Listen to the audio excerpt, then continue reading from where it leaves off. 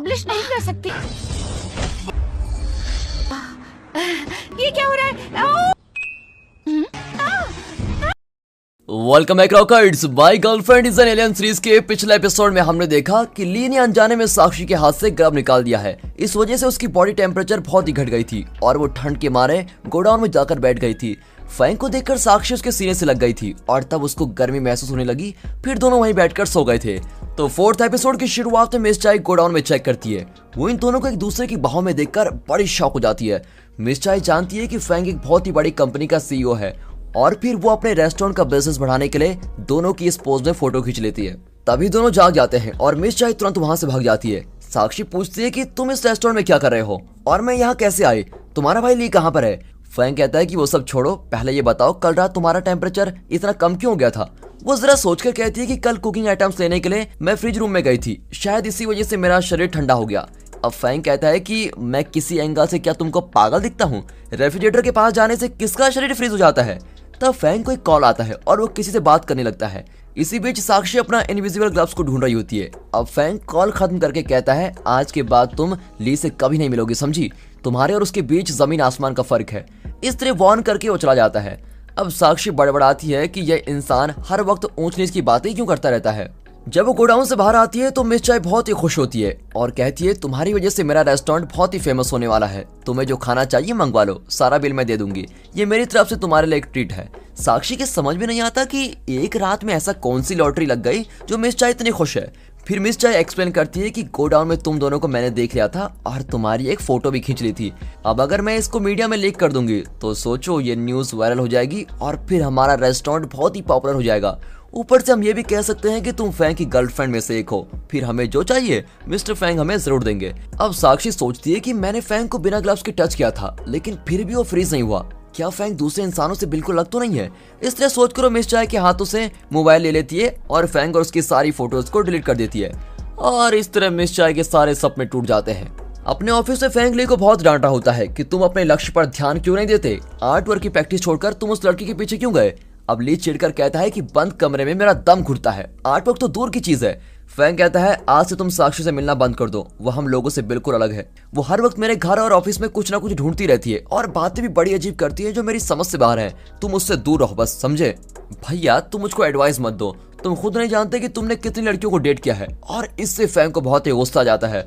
वो टेक्वांडो जानता है इसलिए वो ली को अपने स्टाइल में खूब पीटता है। आखिर में वो ली की गर्दन पकड़कर बाहर लेके जाता है। तब साक्षी वहां पर आती है। वो जानना चाहती है कि बिना ग्लव के फैंग को टच करने पर वो फ्रीज क्यों नहीं हुआ था और फैंग को टच करने पर साक्षी की सुपर पावर काम क्यों नहीं करती। ये सब जानने के लिए वो दोबारा अपना ग्लव निकालकर फैंग को हक कर लेती है और अब मौका पाकर ली वहां से बच निकलता है। लेकिन अब भी साक्षी को अपने सवालों के जवाब नहीं मिलते। अब फैंग उसको दीवार पर लॉक करके कहता है, मैंने तुमको वार्न किया था कि तुम ली से कभी नहीं मिलोगी, लेकिन तुम उससे मिलने के लिए फिर यहाँ चली आई। अब ली फिर से बच निकला है और मुझे तुम्हारी कोई भी बात समझ में नहीं आती। मैं तुम्हें दोबारा अपने आसपास नहीं देखना चाहता हूँ। इस तरह उसको डांट कर वो चला जाता है। लेकिन इतनी डांट पड़ने के बाद भी साक्षी को फैंग पर गुस्सा ही नहीं आता। वो अपने ख्यालों में खोई होती है कि फैंग जरूर मेरे प्लेनेट को बिलोंग करता है, तभी तो मुझको छूने से वो फ्रीज नहीं हुआ और उसके छूने से मेरी मैजिक पावर भी काम नहीं करती है। अब ये सब सोचकर वो फैंग के ऑफिस से बाहर जा रही होती है। फैंग ने यूं क्यों कहा कि मैं उसको पसंद नहीं हूँ, इस पर बहुत ही उदास होती है। तब उसे ली की याद आती है और उसे लगता है कि फैंग ने ली को उसी होटल में बंद किया होगा जहाँ वो पहले बंद था। अब साक्षी उसी होटल में जाकर सारे कमरे चेक करती है और आखिर वो ली के कमरे का पता लगा ही लेती है। ली उसको देखकर बहुत ही खुश होता है। फिर साक्षी उसकी पेंटिंग्स देखकर एकदम हैरान हो जाती है। ली बताता है कि मुझे बचपन से पेंटिंग्स और ड्राइंग में बहुत ही इंटरेस्ट है, लेकिन मेरा भाई मुझको कमरे में बंद करके जबरदस्ती पेंटिंग करवाना चाहता है, इसीलिए मैं उससे बचने की कोशिश करता रहता हूँ। जब मैं मिडिल स्कूल में था तब मेरे फ्रेंड ने पहली बार मुझे बताया कि तुम बहुत ही अच्छी ड्राइंग करते हो। अब ली का चेहरा एकदम बदल जाता है। फिर वो साक्षी के सर पर एक एप्पल रखता है और उसकी एक बहुत ही सुंदर सी तस्वीर बनाता है।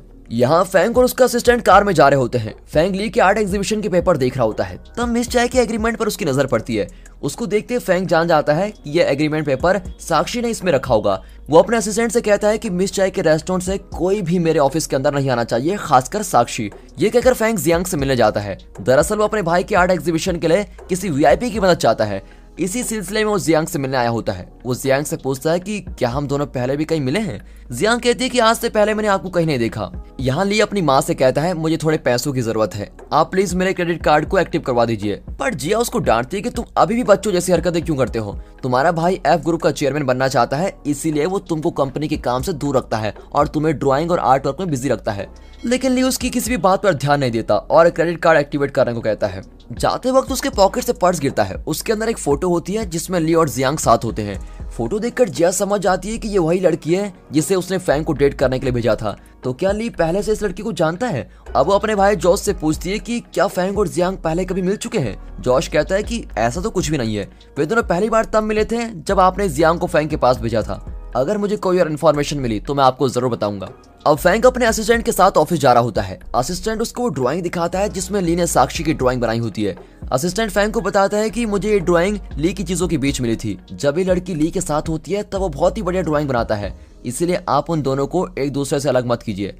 लेकिन फैंग कहता है कि ऐसा कुछ नहीं है, वो ली को परेशान कर रही है। उसे ली से अलग करने के लिए मेरे पास एक प्लान है। तुम हमारे स्टाफ के लंच का कॉन्ट्रैक्ट मिस चाय के रेस्टोरेंट को दे दो, फिर साक्षी को ज्यादा काम मिलेगा और वो बिजी रहेगी और उसके पास ली के लिए टाइम भी नहीं होगा। अब रेस्टोरेंट के बाहर मिस चाय साक्षी से कहती है जब से तुमने यहाँ ज्वाइन किया है मेरा रेस्टोरेंट अगले लेवल पर पहुंच गया है। बहुत जल्दी हम दोनों अमीर बनने वाले हैं। एफ ग्रुप की फूड डिलीवरी का कॉन्ट्रैक्ट भी हमको मिल चुका है, इसलिए तुम्हारा काम अब 2 गुना हो जाएगा। और अब जल्दी जल्दी फूड डिलीवर करने के लिए मिस चाय साक्षी को एक स्कूटर देती है। मिस चाय ये भी नहीं पूछती कि तुम्हें स्कूटर चलाना आता भी है कि नहीं। वो साक्षी को स्कूटर पर बैठा देती है और उसके सर पर हेलमेट रख देती है। फिर स्कूटर को स्टार्ट करके उसको वहां से भेज देती है। साक्षी को तो स्कूटर चलाना बिल्कुल भी नहीं आता और वो जिग-जैग चलाकर स्कूटर को गटर के पास गिरा देती है, पर खुद गटर में गिरने से पहले वो गायब हो जाती है और उसका फूड गटर में ही गिर जाता है। ऑफिस में फैंग फूड डिलीवरी का इंतजार कर रहा होता है। उसका ऐप दिखाता है कि फूड डिलीवरी गर्ल साक्षी बहुत देर से एक ही लोकेशन पर अटकी हुई है। फिर बहुत देर वेट करने के बाद फैंग खुद ही उस लोकेशन पर पहुंच जाता है, लेकिन वहां साक्षी नहीं होती और उसका स्कूटर पड़ा होता है। फैंग साक्षी को पुकारता है तो गटर के अंदर से एक आवाज आती है कि मैं यहाँ पर हूँ। फिर फैंग उसकी मदद करके उसको बाहर निकालता है। साक्षी के साथ उसका फूड बैग भी पूरा गंदा हो जाता है, लेकिन साक्षी कहती है कि तुम्हारा खाना मैं तुमको यहीं दे देती हूँ, 15 मिनट के अंदर मैं तुम्हारे स्टाफ का फूड भी डिलीवर कर दूंगी, फिर हमारे रेस्टोरेंट को 5 स्टार मिल जाएंगे। इस तरह हवा में सपने बुनाकर वो जाने की कोशिश करती है, लेकिन फैंग उसको रोककर कहता है अगर तुम इस गंदी ड्रेस में मेरे ऑफिस में गई तो कोई तुमसे फूड नहीं लेगा, इसलिए तुम मेरे साथ चलो। ये कहकर वो साक्षी को शॉपिंग मॉल में लेके जाता है और एक नई ड्रेस दिखाता है। लेकिन साक्षी बड़बड़ा रही होती है कि आज तुम्हारी वजह से मेरी फूड डिलीवरी लेट हो गई है, लेकिन फैंग उसकी बात पर ध्यान ही नहीं देता और उसे फ्रेश होकर नई ड्रेस पहनने को कहता है। अब रेस्टोरेंट में साक्षी नया प्लान बनाती है। वो नहाने के बजाय सिर्फ अपना मुंह साफ करके नई ड्रेस पहन लेती है और जल्दी जल्दी फूड डिलीवर करने के लिए बाहर निकल जाती है। लेकिन फैंग उसको देख लेता है और साक्षी को फॉलो करता है।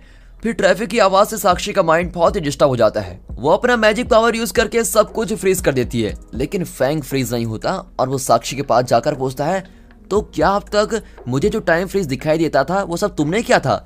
अब साक्षी शॉक होकर पूछती है कि सब लोग फ्रीज हो चुके हैं पर तुम फ्रीज क्यों नहीं हुए। और अब साक्षी जानबूझकर खुद भी फ्रीज हो जाती है और फैंग को निहाने लगती है। और दोस्तों इसी के साथ ये एपिसोड यहाँ पर खत्म होता है। दोस्तों अगर वीडियो अच्छी लगी हो, एक्सप्लेनेशन अच्छा लगा हो और सीरीज अच्छी लग रही हो तो वीडियो को लाइक कर दें और चैनल को सब्सक्राइब करना बिल्कुल मत भूलिए। बाकी मिलते हैं इसके अगले पार्ट के साथ, तब तक के लिए गुड बाय, अपना ख्याल रखिए and finally thanks for watching.